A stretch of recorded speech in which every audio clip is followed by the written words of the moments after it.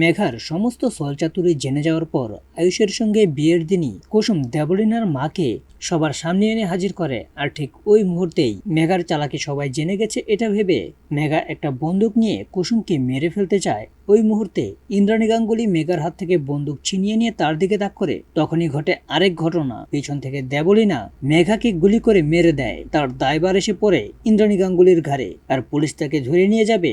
তখনই সবার সামনে প্রতিজ্ঞা করে কুসুম বলতে থাকে, আমার প্রাণ দিয়ে হলেও দেবলিনা ও মেঘার আসল মুখোশটা সবার সামনে টেনে এনে দেবীমাকে নির্দোষ প্রমাণ করে গাঙ্গুলি বাড়িতে ফিরিয়ে আনবো। তো বন্ধুরা, এই নিয়ে বিস্তারিত জানতে হলে এখনই ভিডিওতে লাইক দিয়ে পুরো ভিডিওটি দেখতে থাকো। শুরুতেই থাকছে, গাঙ্গুলি বাড়ির এই দূর সময়ে যখন কুসুম ব্র্যান্ড অ্যাম্বাসেডরের পদ থেকে সরে যেতে চায়, তখনই কুসুমের সঙ্গে একমত হয়ে যায় ইন্দ্রাণী গাঙ্গুলি। আর কুসুমকে বিশ্বাস করে কুসুমের হাতে হাত মিলিয়ে বলতে থাকে, কুসুম তুমি যেটা চাও আমিও সেটাই চাই। তুমি তো চাও না মেঘা এই বাড়ির বউ হয়ে আসুক, আমিও চাই না, কারণ আমি এখন সবটা বুঝে গিয়েছি।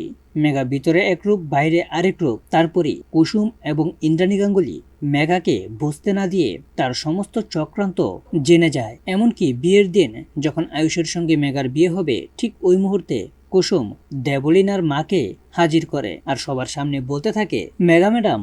এই কথা বলতেই কুসুম সরে দাঁড়ায়। আর তখনই মেঘা দেবলিনার মাকে দেখে চমকে ওঠে আর বলতে থাকে, মাসি। তখন কুসুম বলতে থাকে, দেবলিনা ম্যাডামের মায়ের আশীর্বাদ নেবেন না আপনি? ঠিক ওই মুহূর্তেই পুলিশের রিভলভারটা হাতে নিয়ে কুসুমের দিকে তাক করে কুসুমকে মেরে ফেলার জন্য। আর ঠিক ওই মুহূর্তেই ইন্দ্রাণী গাঙ্গুলি দৌড়ে ছুটে আসে আর এসেই মেঘার হাত থেকে বন্দুকটা কেড়ে নেয় এবং মেঘার দিকেই তাক করে। আর ঠিক ওই মুহূর্তেই পেছন থেকে কেউ একজন মেঘাকে গুলি করে দেয়। আর তখন কুসুম চিৎকার দিয়ে উঠে বলতে থাকে, দেবীমা। আর ইন্দ্রাণী গাঙ্গুলি তখন সবার সামনে বলতে থাকে, আমি গুলি চালাইনি। তখনই প্রকাশিত হয় দেবলিনার মুখোশ।